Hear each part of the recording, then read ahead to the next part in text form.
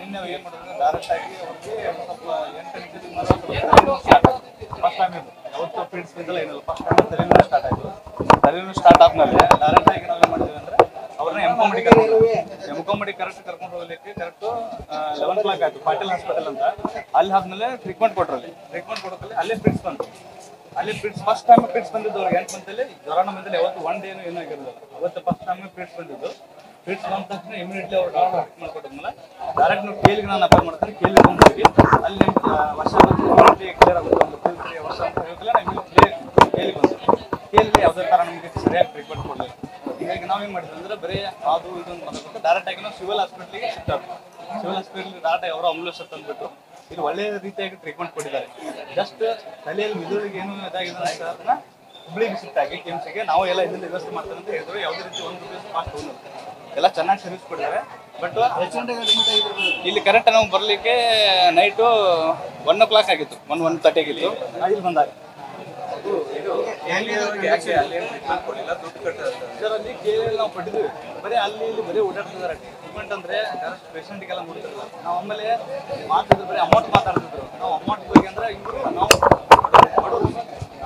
ದುಡಿದ್ರೆ ತಿಂತೀವಿ ಇಲ್ಲಾಂದ್ರೆ ಇಲ್ಲ ಆ ಥರ. ಅವರು ಒನ್ ಡೇಗೆ AC ಅಡ್ಮಿಟ್ ಮಾಡಿ 30,000 ಕಟ್ಟಬೇಕು. ಸರ್ಜರಿಂಗ್ ಆದರೆ 1,15,000 ಕಟ್ಟಬೇಕು. ಈ ಥರ ಏನಿದೆ ನಮ್ಗೆ ಆಗಲ್ಲ ಅಂತ ಹೇಳ್ಬಿಟ್ಟು ನಮ್ಗೆ ಸಿವಿಲ್ ಟ್ರಾನ್ಸ್ಫರ್ ಮಾಡಿ ನಾವು ಸಿವಿಲ್ಗೆ ಹೋಗ್ಬಿಡ್ತೇವೆ ಅಂತ ಹೇಳಿದ್ವಿ. ಅವರಿಗೆ ರಿಕ್ವೆಸ್ಟ್ ಮಾಡ್ಕೊಂಡು ಅವರು ಡೈರೆಕ್ಟಾಗಿ ಇಲ್ಲ ಅವ್ರ ಗಾಡಿನ ಆಂಬುಲೆನ್ಸ್ ₹1 ವಾಶ್ ಅಂತ ಬಂದ್ಬಿಟ್ರು. ಇಲ್ಲಿ ಟ್ರೀಟ್ಮೆಂಟ್ ಕೊಟ್ಟರು ಸರ್. ಇವರು ಎಲ್ಲ ಥರ ಟ್ರೀಟ್ಮೆಂಟ್ ಮಾಡಿದ್ದಾರೆ. ಬಟ್ ಏನು ಹೇಳ್ತಿದ್ದಾರೆ ಅಂದರೆ ಕಂಡೀಷನ್ನು ನಮ್ಮ ಕಡೆ ಏನಿಲ್ಲ. 99% ಅದು ಮೇಲ್ಗಡೆ ನೀವು 1% ಮಾತ್ರ ನಾವು ಹೇಳ್ಬೋದು. ಇವು ಹುಬ್ಳಿ ಕೊಟ್ಟರು 1% ಮಾತ್ರ ಹೇಳ್ತಾನೆ ಅಂತ ಹೇಳ್ತಿದ್ದಾರೆ. ಅವರು ಹುಬ್ಳಿ ಕರ್ಕೊಂಡು ಹೋಗ್ತೀವಿ. ಹುಬ್ಳಿ ಕರ್ಕೊಂಡು ಹೋಗೋದು 1% ಎಲ್ಲ ಮಗು ಬರ್ಮಾ ಕಂಪನಿ ಸ್ಥಿತಿ ಹೆಂಗಿದೆ ಮಗು ಆಲ್ರೆಡಿ ಡೆತ್ ಆಗಿದೆ ಸರ್. ಹೌದಾ ಆಲ್ರೆಡಿ ಡೆತ್ ಆಗಿದೆ ಅಂತ ಹೇಳಿದ್ದಾರೆ. ಅವ್ರದ್ದು ಸ್ವಲ್ಪ ಯಾವುದೇ ರೀತಿ ಅವರು ಸ್ಪಂದಿಸಿದ್ರೆ ನೆಕ್ಸ್ಟ್ ಇವಾಗ ಇದು ಅವ್ರಿಗೆ 3-4 ವರ್ಷ ಆಗಿದೆ.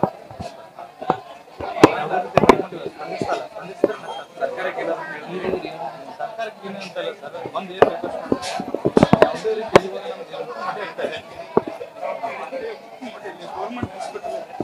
ಆ ಗೌರ್ಮೆಂಟ್ ಹಾಸ್ಪಿಟಲಲ್ಲಿ ಟ್ರೀಟ್ಮೆಂಟ್ ಇದ್ರೆ ಇವತ್ತು ಇಲ್ಲಿ ಬರ್ಬೇಕಲ್ಲ ನಾವು ಎಲ್ಲರಿಗೂ ಪ್ರತಿಯೊಂದು ಇಲ್ಲೇ ಬರಬೇಕು. ಅಲ್ಲಿ ಮುಖ್ಯಮಂತ್ರಿ ಇನ್ಸ್ಟಾಗ್ರಾಮ್ ಕರೆಕ್ಟಾಗಿ ಟ್ರೀಟ್ಮೆಂಟ್ ಇಲ್ಲ. ಇದು ಒಂದು ಗೌರ್ಮೆಂಟ್ ಹಾಸ್ಪಿಟಲ್.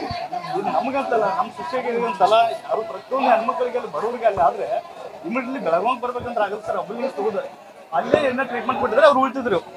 ಬಟ್ ಈ ಥರ ಆಗಿಲ್ಲ. ನಾವು ಹಗಲು ರಾತ್ರಿಯಿಂದ ತೊಗೊಂಡ್ಬಂದು ಕಷ್ಟಪಟ್ಟು ದೇವ್ರಿಗೆಲ್ಲ ಇದು ಮಾಡಿದ್ರು ಪ್ರತಿಫಲ ಸಿಕ್ಕಲ್ಲ ಸರ್. ಇವಾಗ ನೋಡಿದ್ರೆ ಹುಬ್ಳಿಗೆ ಹೋಗಂತಾರೆ. ಹುಬ್ಳಿಗೆ ಗ್ಯಾರಂಟಿ ಇಲ್ಲ ಅದನ್ನು ಅವ್ರು ಹೇಳ್ತಾರೆ. ಅಲ್ಲಿ ಕೇಳಿ ಬಂದು ಅರ್ಜೆಂಟ್ ಮಾಡಿ ಅವರು ಅದನ್ನ ಹೇಳ್ತಾರೆ. ನಾವು ಯಾವುದೇ ರೀತಿ ಗ್ಯಾರಂಟಿ ಕೊಡಲ್ಲ. ಎಕ್ಸ್ಟ್ರಾ ಅಮೌಂಟ್ ತೊಗೊಂತಿದ್ರೆ ಅದೂ ಇಲ್ಲ ಗ್ಯಾರಂಟಿ. ಮತ್ತು ಇಲ್ಲಿ ಬಂದರೆ ಇವ್ರಿಗೆ ಗ್ಯಾರಂಟಿ ಕೊಡಲ್ಲ. ಎಲ್ಲಿ ಹೋಗ್ಬೇಕಂತ ಗೊತ್ತಲ್ಲ. ಅದಕ್ಕೆ ಸರಿ ಎಲ್ಲಿ ನಿಯರೆಸ್ಟ್ ಬಾಯ್ ಎಲ್ಲೆಲ್ಲಿ ವಿಲೇಜ್ ಇಲ್ಲಲ್ಲ ಅಲ್ಲಿ ನಿಯರೆಸ್ಟ್ ಬಾಯ್ ಗೌರ್ಮೆಂಟ್ ಹಾಸ್ಪಿಟಲ್ ಫೆಸಿಲಿಟಿ ಸಿಕ್ಕರೆ ಎಲ್ಲರಿಗೂ ಅನುಕೂಲ ಆಗುತ್ತೆ. ನಮ್ಗಂತಲ್ಲ ಪ್ರತಿಯೊಬ್ಬರು